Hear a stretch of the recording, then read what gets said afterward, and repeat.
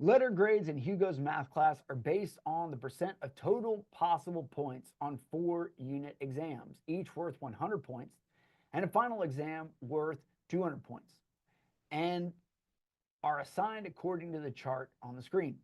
The number of points Hugo scored on the unit exams this term are 82, 88, 91, and 83. When course grades were posted, Hugo's course grade was listed as a B. Which of the following could not have been the number of points he scored in the final exam? All right, so a couple things you need to know about this. One is we know right from the bat on these types of questions, the answer is either going to be the smallest number or the biggest number.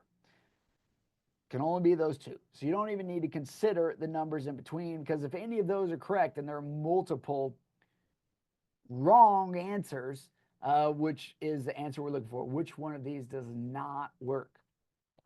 So what we need to figure out is, what is our range? There are 600 total points available. So there's 100 points for each of the 4 exams and then 200 points for the final, giving us 600 points total. And so we want to find out what's going to get us a B. So it's going to be between an 80 and an 89.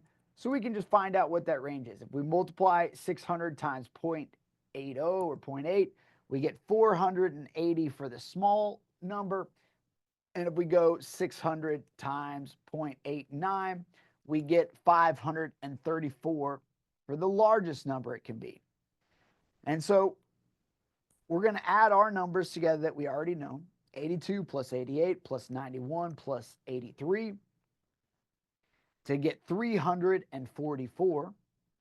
And so we're just going to add the smallest number and see if it's in our range.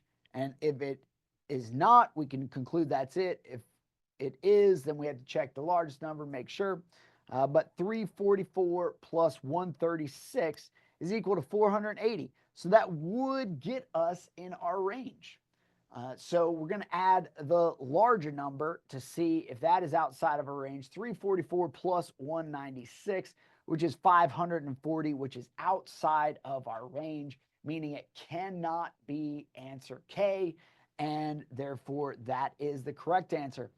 You can check answer J, but the reality is they can't have 2 correct answers on here. So if you found a number that falls outside of the range, outside of just checking for simple errors, you can be very confident on these types of questions. It's either going to be the lowest number or the highest number.